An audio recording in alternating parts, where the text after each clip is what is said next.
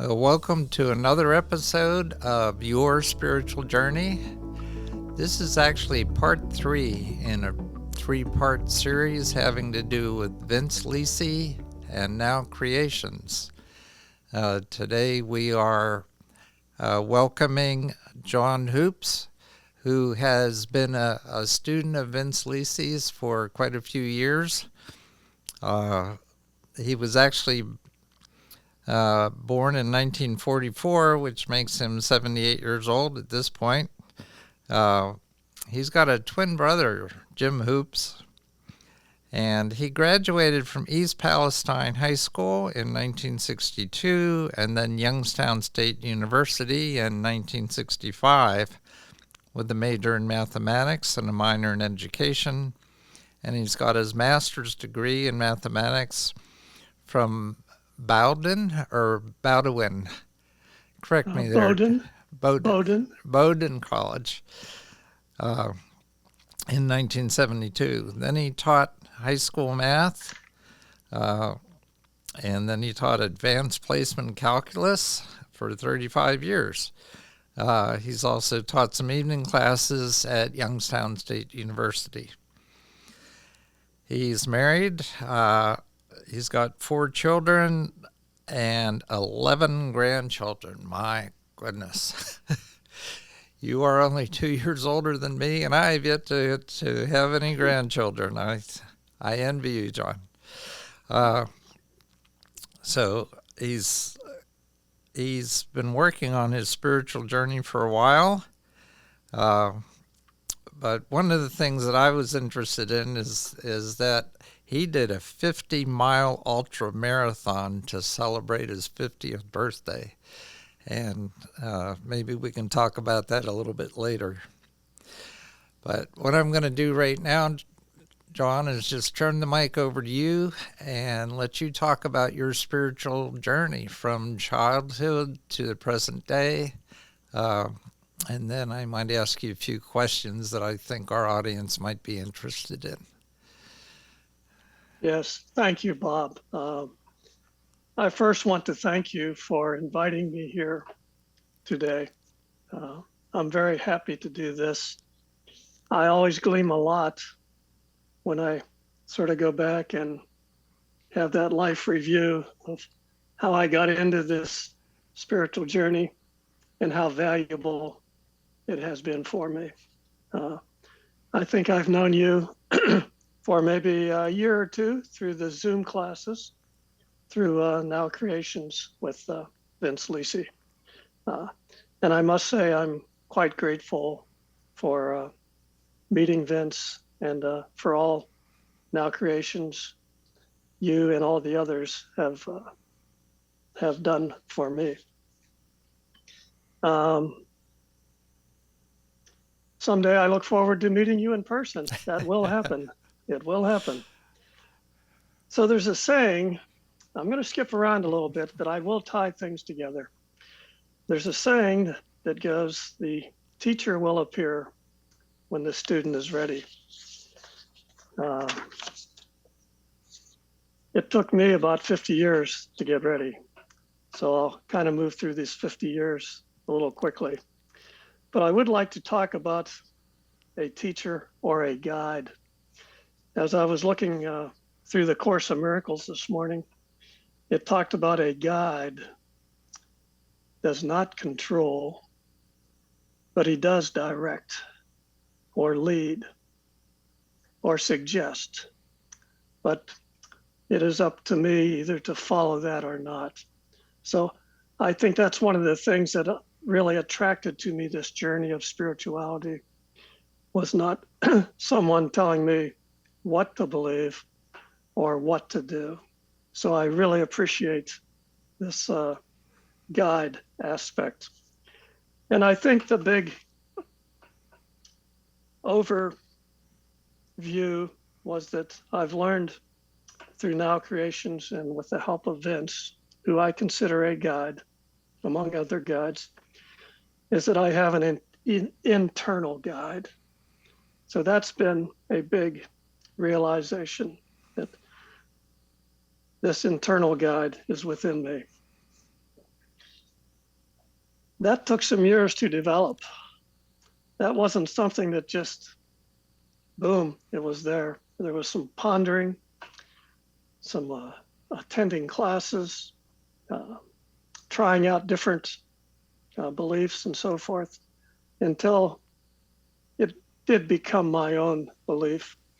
And then more than a belief, it became the truth for me.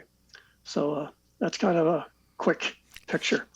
But I'm going to go back to when you sent the invitation to me, you talked about spirituality from childhood to present day. And I thought pretty hard about childhood. I will not go into it now unless we have time later. But excuse my voice, there were glimpses. I can think of 3 or 4 instances. There were glimpses of spirituality, but I was not ready for those. But when I look back on them, I can see them as being glimpses. So here I am, 78 years old. The first 50 years, I'm going to go through pretty briefly. And then at about age 50, that's when a seemingly unhappy event occurred, which turned out to be a blessing and led me to this journey. I had a happy childhood, I must say. I was a carefree kid, grew up in Lisbon, Ohio, not too far from Pittsburgh. My dad was a big Pittsburgh Pirate fan. We'd make trips to Forbes Field to watch the Pirates play. And I liked sports. I liked being outside. I enjoyed school. I particularly liked mathematics. And when I was in the 2nd grade, I knew I was going to be a mathematics teacher. It was Wow. 8 years old. That early, my goodness. That early, yeah. So I became a teacher. I went to college, got my master's, so forth, got my degree. And in 1965, headed to Cleveland, Ohio. Taught up there about 4 or 5 years. Married. We had 3 children. I will just say that teaching was a lot of fun. I never looked at it as a job. But it was a lot of work. I can remember being very tired early in my career because there was a lot to do. And I was still figuring things out. And I was not as efficient and maybe as confident. So I was spending lots of time in the evenings preparing lessons, grading papers, so forth and so on. So my teaching career was very successful throughout the years. Had great success with the AP Calculus program. Had many successful students. A 5 is a perfect score on an AP exam. In my last year of teaching, we had 22 out of 22 score Wow. a perfect 5. So it was quite a fun group of students to teach over the years. But as successful as my teaching career was, my home life was very unhappy. Our marriage, we really just went in such 2 different directions. We were both busy. My first wife was a nurse, worked different shifts. I was a teacher, coaching, lots of after school, 3 kids to attend to. We were immersed in our work, having a house, the cars, making a living, investing our lives in our children. And the one thing we did not take care of was our relationship with each other, my first wife and I. And we both learned a lot through that later in our lives. So we divorced in 1994. Kids were out of the house. That is not a fun event to go through. but it was a blessing in disguise. It was good for both of us. It was good for the children, and it was very good for the people around us. So, in those first 50 years, I'm going to take you now to a quote that I think kind of speaks to what I've talked about. And this was a quote in one of Vince Lisi's first spirituality classes that my current wife, Linda, and I attended. And that still has meaning to me and to this topic. This quote came from Neil Donald Walsh's book, A Conversation with God. And here's the quote, close to the quote as I remember it. Sometimes you experience what you are not, so as to know who you are. So when I look back at that at the time, when I first heard that, the words that struck to me were experience what you are not, so as to know who you are. So there was this experience and knowing versus what versus who. And that's what I've been working on the last 28 years. I don't say this arrogantly, but with gratitude, and I have made great progress, and with more progress to go in those lines. So when I heard that 28 years ago, that really stuck in my mind. I was ready for a change. I was not happy the way my life had gone. I was divorced, was single for a couple years before I met Linda, and I was ready for a change. I had had enough experiencing what I was not and ready for investigating who I am. But I wasn't sure how to do that, where to go, who to see, and so forth. So that's where two things kind of plopped into place: yoga and dancing. Dancing is how I met Linda, and I'll talk more about that and maybe more if we have time, and what an important part yoga became. So I was a lifelong runner and ran many marathons. And yes, on my 50th birthday, I ran a 50-mile ultra marathon in Punxsutawney, Pennsylvania. Beautiful, hilly country. And we'll talk more about that later if we have time. But I do recall saying that was a spiritual experience. It was a body, mind, soul, spiritual experience. But I said that without really knowing what I was talking about. But that just kind of blurted out. It was pretty interesting. In reality, my running was how I was coping with my unhappy life. I didn't go to bars. I didn't drink, didn't do drugs.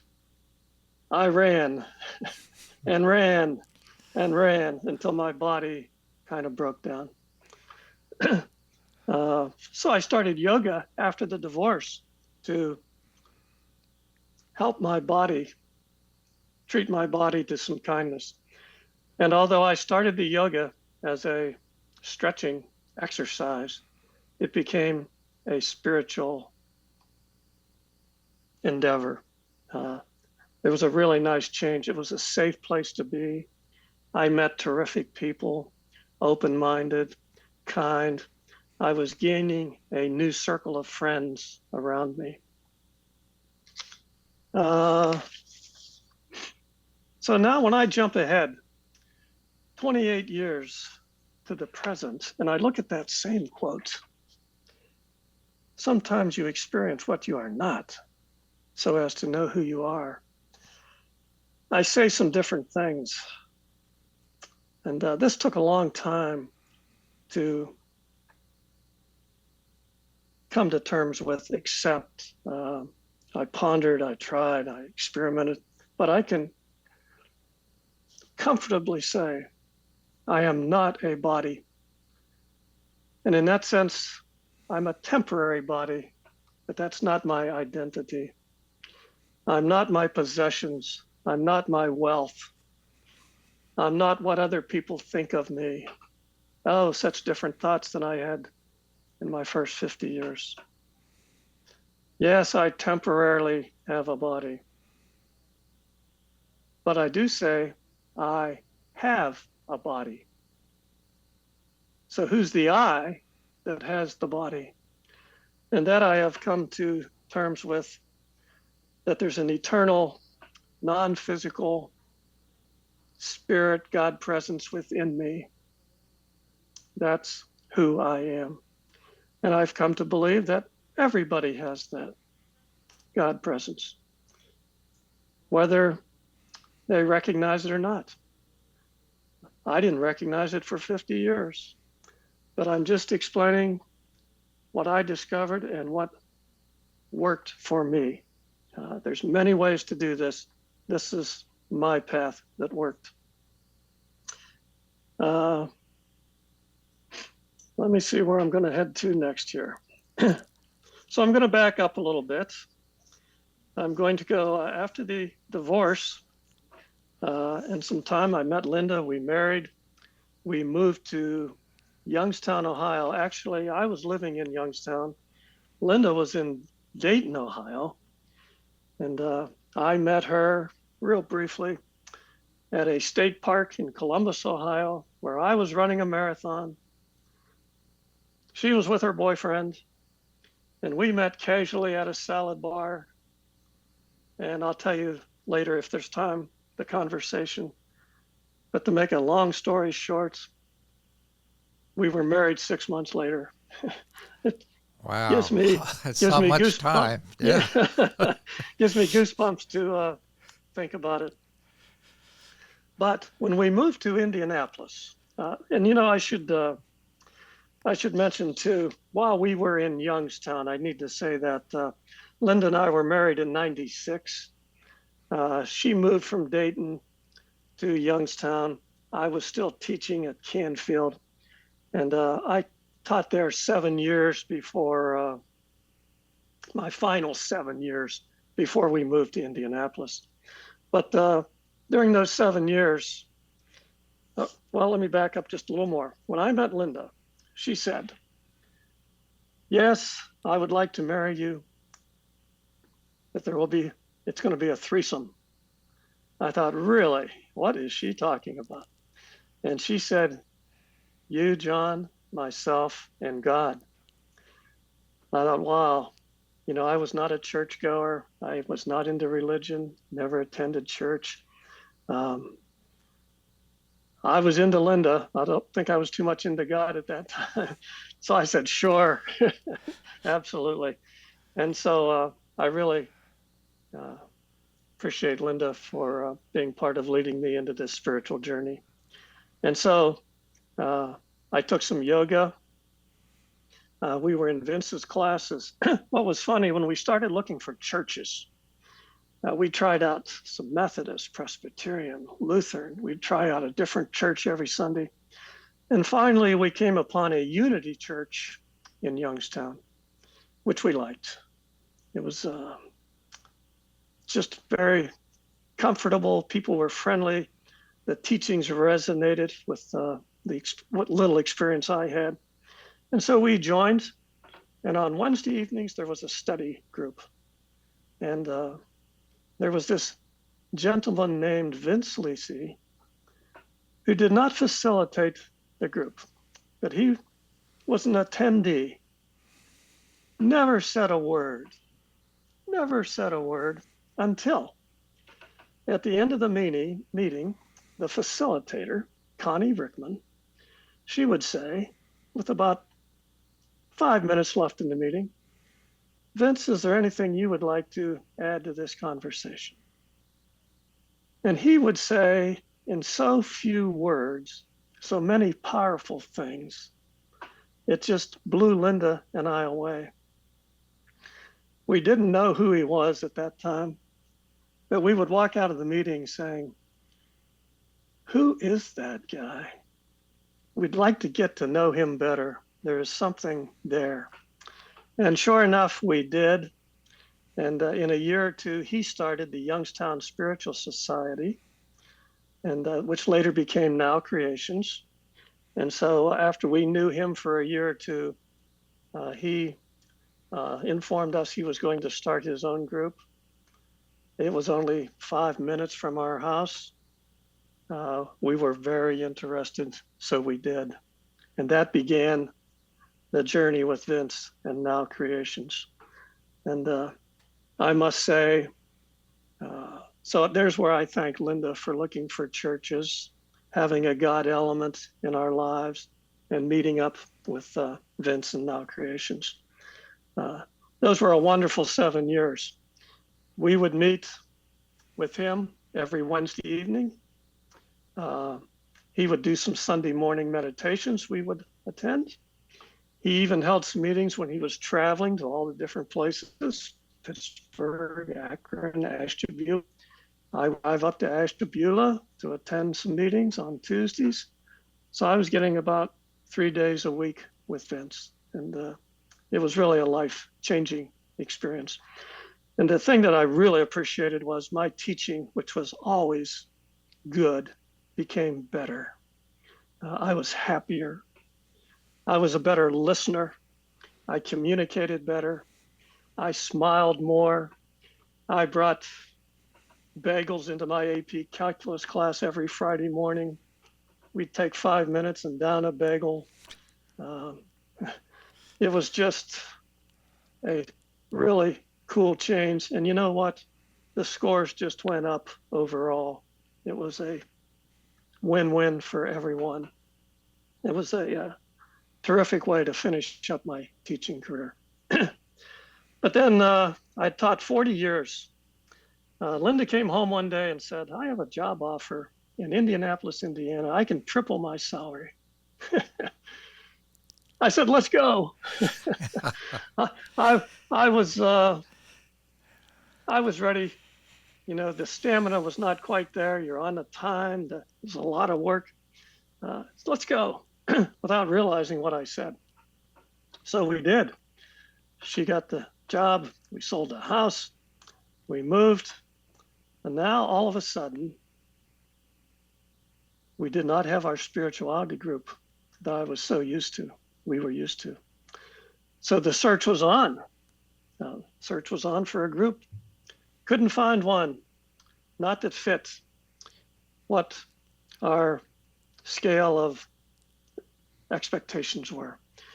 We found many places, but they were kind of surface. There were agendas. There wasn't this just expertise in facilitating. And I think through some conversations with Vince, he probably picked up on that. I don't feel like I ever shared that with him.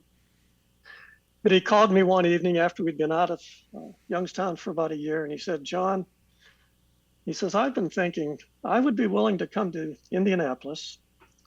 It's about a 5-hour drive. I would come every 2 weeks and do a Course in Miracles on Saturday morning from 9 to 12. And then I would drive home. The only thing I would request of you is a place to stay on Friday night. I said, we could do that, Vince. We'd be happy to put you up. We could feed you, send you home with a lunch. And he said, then you'd also have to come up with maybe 8 to 15 people to have a class.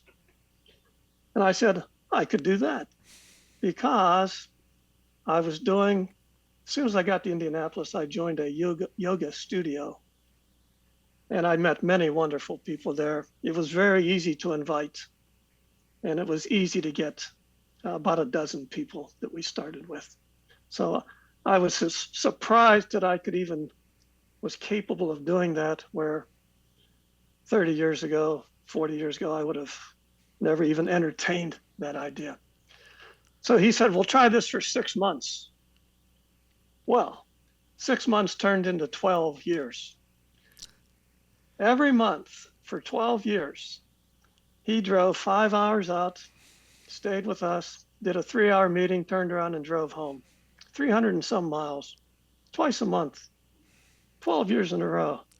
The consistency and dedication spoke volumes to the class and to myself.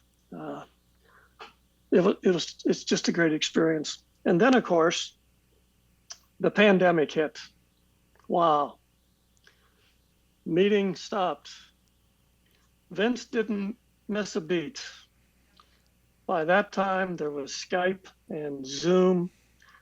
He formed some Skype classes and eventually went to Zoom. But now, all of a sudden, instead of Vince coming to Indianapolis twice a month, we had accessibility to all his classes. They were all on Zoom. The Pittsburgh, the Akron, the Ashtabula. So we were all invited to attend any class we liked. And his menu of classes grew and grew and grew, where he does most days at least twice a day a class somewhere. And people from all over Ohio, Pennsylvania, Indiana, California, people have moved away, all of a sudden had access to his classes. So now I attend probably about 36 classes a month. And that seems like a lot. Some would say, John, that's excessive. But I say to those people, when I retired, I played golf 6 hours a day, 6 days a week. That was 36 hours a week. Now I'm looking at, maybe 8 to 10 hours a week of spirituality classes. So when I put that in perspective, it's not excessive. It fuels me. It makes life better. I'm happier. I don't apologize. It does seem excessive. People say, John, do you go to a church? I say every day, all day. They say, well, I mean a brick and mortar church. I say, no, because there's these concepts of what a church is. So it's a church within. We eventually did stop attending a brick and mortar church, and our church is this church within with Now Creations and our internal teacher. How am I doing on time, Bob? Oh, you're doing just fine. Okay, so I'm just going to keep going here a little bit. I've got some notes written here. I while you're looking at your notes, I wanted to Yes. clarify something Yes. because typically when I interview somebody and ask them about their childhood experiences growing up, they have some religious foundation, like they were raised in some church or some Sure. denomination, and from what I'm gleaning from you, you were pretty much unchurched throughout your childhood. That is correct. Yeah, our childhood, my twin brother and I think I've alluded to this in other meetings. Our mother was schizophrenic, and I never knew my birth mother. And she died in an institution. I had an older brother who had the same disease. He died in an institution. I never knew him. And so there was my dad and a older sister and the twin babies, my brother and I. So for those, 5 to 6 years, I only know what my sister has shared with me, but it was not a happy time for her or my dad. Uh, and then, of course, my dad remarried, which made my sister very happy because she was relieved from some duties, but there was never any serious church. There was a couple years where I attended, but it was never meaningful. All I remember from the little church I did go to was how good the Sunday meals were when we got home, Ah, and playing chess with my dad on Sunday afternoon. I looked forward to that. yeah. But the church experience was just sitting there, just surrounded by nice people, but really no instruction or training of any sorts. And then then in the teenage years, through all my 20s, 30s, 40s, 50s, never attended church at all. Yeah. So what I'd like to do then, Bob, is mention maybe a little bit of the like what a week would be for me with the classes, and then I'll go into some other things, and then we can have a conversation here. So today's an example. Today is Monday at 4 o'clock, from 4 to 5:30. I will do a class with Vince called, from a book he wrote, What They Know from the Other Side, Out of Body Experiences. Great discussion. Tonight from 7 o'clock to 8 o'clock, I will participate in a 1-hour meditation, which is something I never thought I would be capable of doing. I can remember being in Youngstown at the beginning of those classes, and we would meditate with Vince for maybe 5 minutes, and that seemed like an eternity. I didn't know how to go within. There's a procedure and a way to meditate, and Vince has been very patient to teach many of us how to do that. So that's been quite a journey. Tuesday. That Go makes ahead. me think of your marathon and all the running you've done over the years. Yes. Did you find that those were meditative experiences while you were running? Absolutely. It became a very peaceful, non-stressful, relaxing. The endorphins would take over. It was oftentimes the place I would come up with my best lesson plans.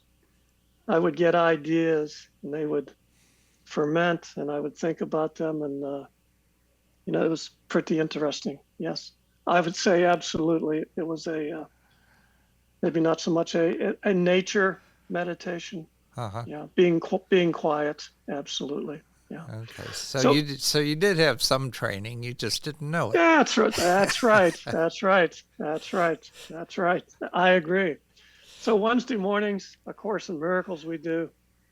One of my favorite books. I think it's a lifetime book that I will probably be into.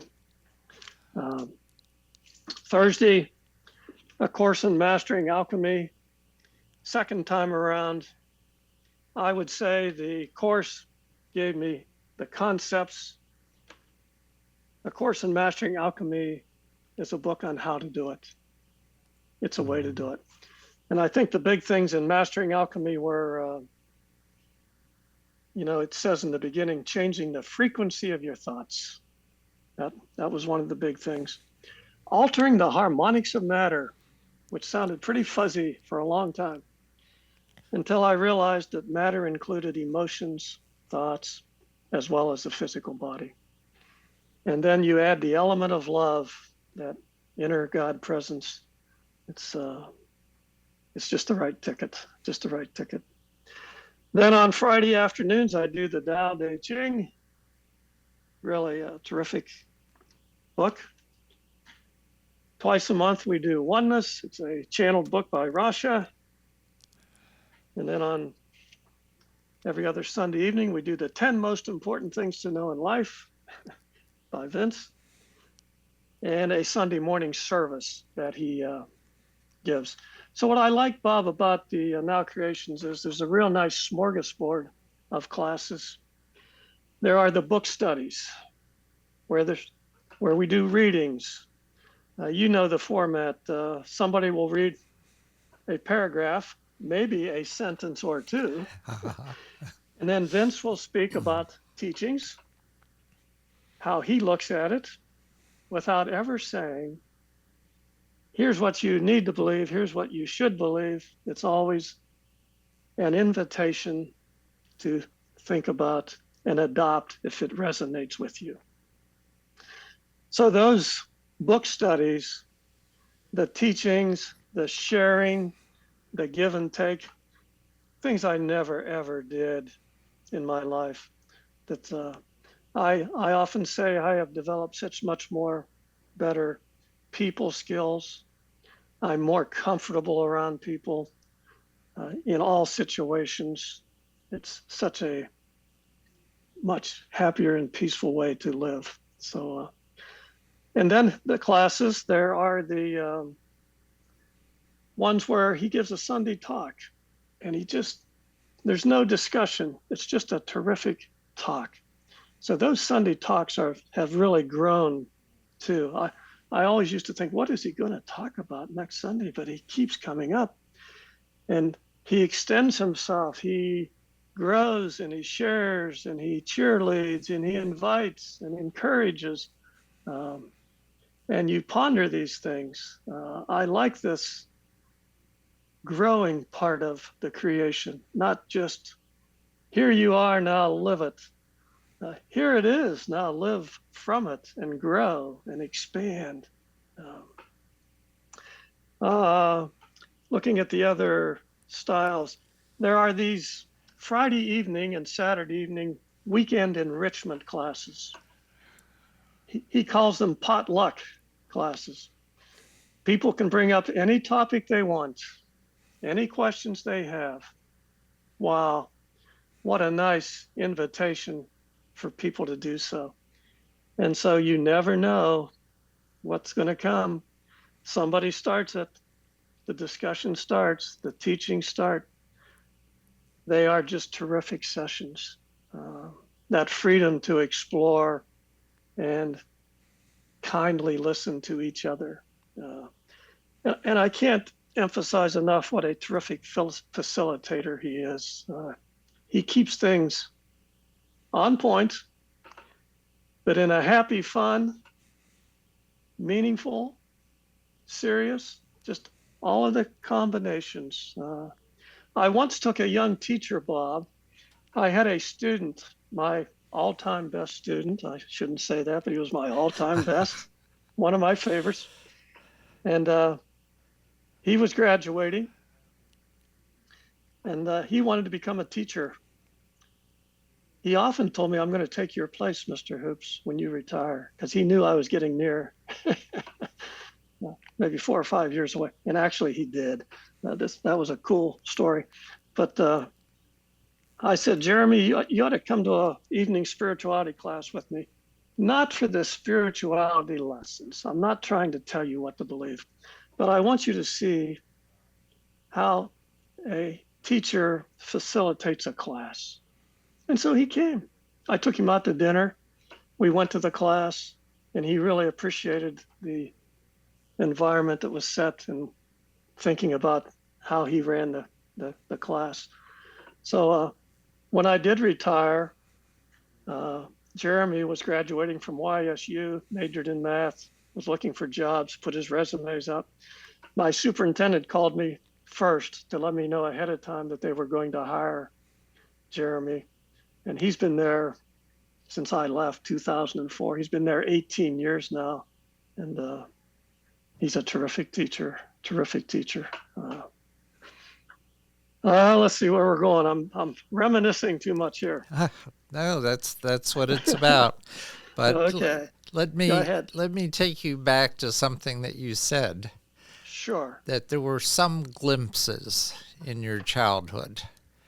Yes. And you said, if we have time, I'll get back to those. So sure. I'm curious to know what you feel those glimpses were from your childhood. Sure.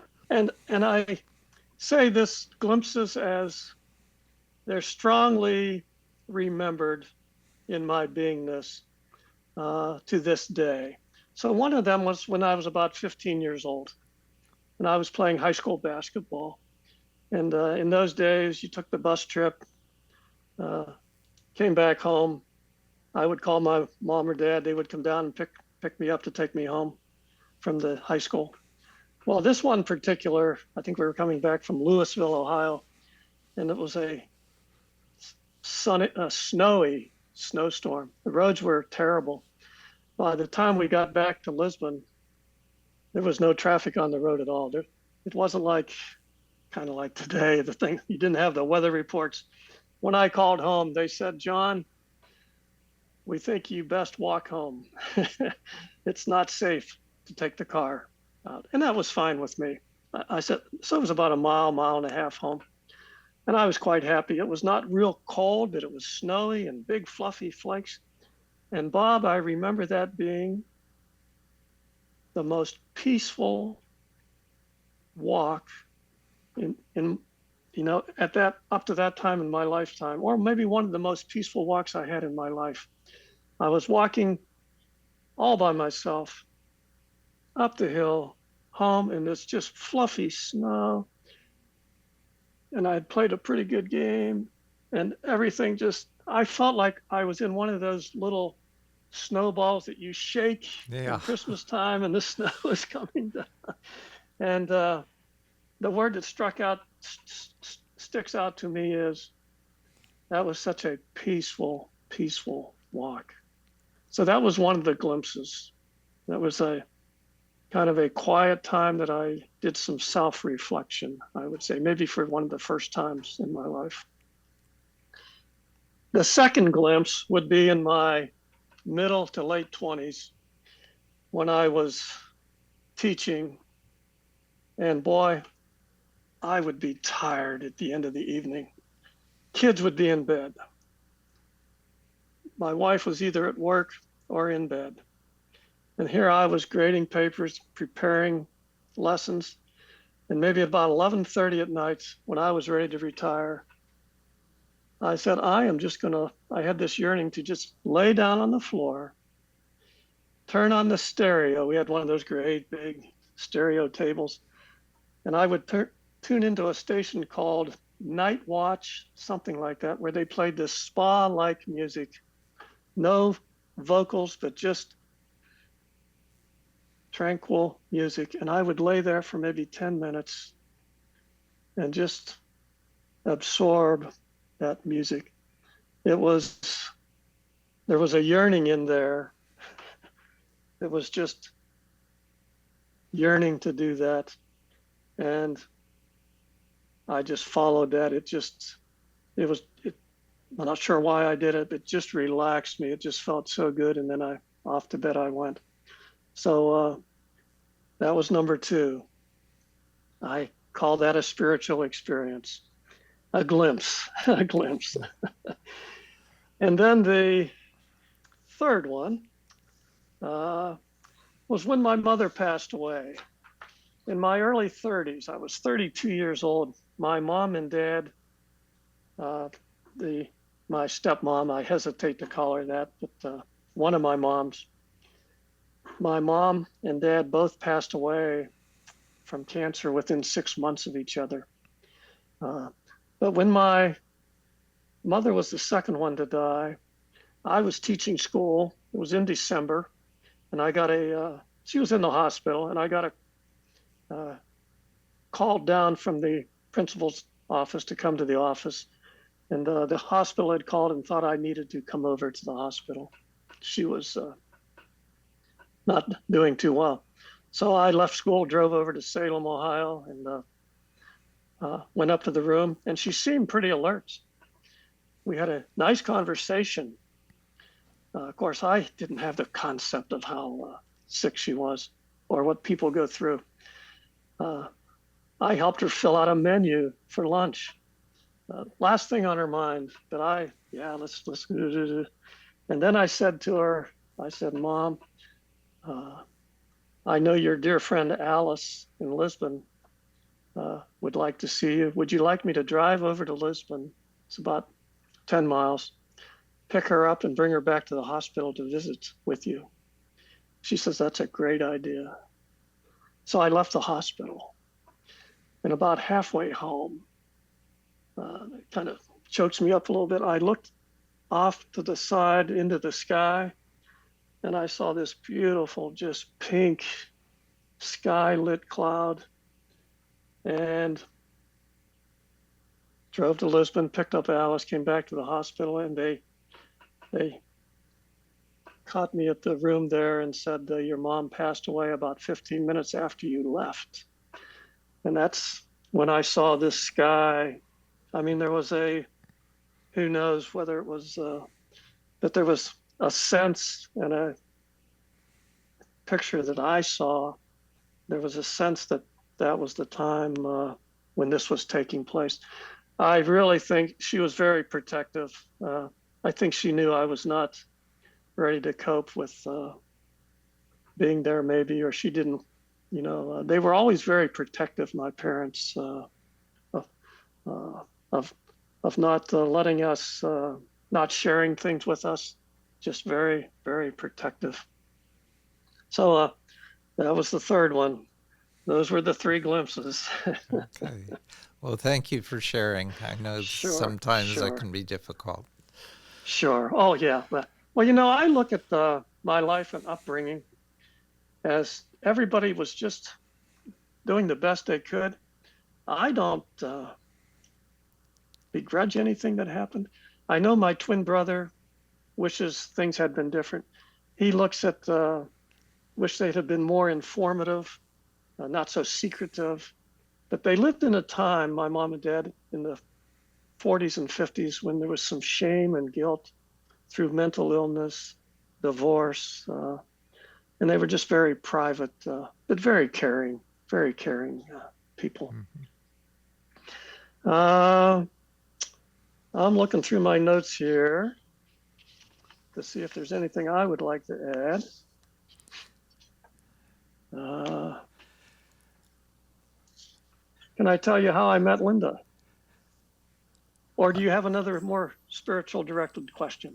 Well, I'm going to wrap up with one, but go ahead. Tell us about Well, how that much time do meeting. we have, Bob? Maybe the wrap up would be the appropriate place to go. We have about 5 minutes. Oh, let's another time. I'll share that privately when I meet you someday. Okay. Wait. Well, no, I've heard you tell that story, so Okay. I know the story. My Okay. audience doesn't. Uh, well, I always, and as a teacher, you may appreciate this. I leave my audience with a bit of homework, Uh-huh. and the homework is to think over this discussion that we've had and to think about what resonates with them. What pieces of what they've heard may apply to their lives, what lessons there are to learn from what you've had to say. Uh, and the other thing that I like to end with is words of wisdom from my guest. So that would be whatever you feel you would like to leave our audience with in terms of final thoughts. I thought a little bit about that ahead of time. Um, I I think the best advice is to listen to your heart. Uh, to me, it comes down to this soul spirit that we have. There is a place that you can get guidance for all situations. I never knew that, but I hesitate to say I know it, but I know it. I feel it. I have experienced it. There's a place to go, that internal teacher. So be kind to people, love them. You can live a peaceful, joyous life. And when you bring those internal guidance principles from inside you and apply them to the events on the outside world, it really does make a difference. So I would encourage anyone to explore that. And I would invite anyone, and I'm not pushing it, but if you're interested in checking out nowcreations.org, please feel free to do so. And I would be happy to myself communicate with anybody else who's watching this who would like to talk further. And I would be certainly willing for you to pass out how to contact me if such a conversation was desired. That's great. Very good words of wisdom to leave with our audience. On our website, we will have some additional information about Now Creations, as well as your invitation I won't have your email address on there, but I'll have people contact me if they're interested in contacting you. That's fine. So thanks so much for this conversation. And you know me, I'll see you at Pence's meetings. And for our audience, until next time, please continue on your spiritual journey.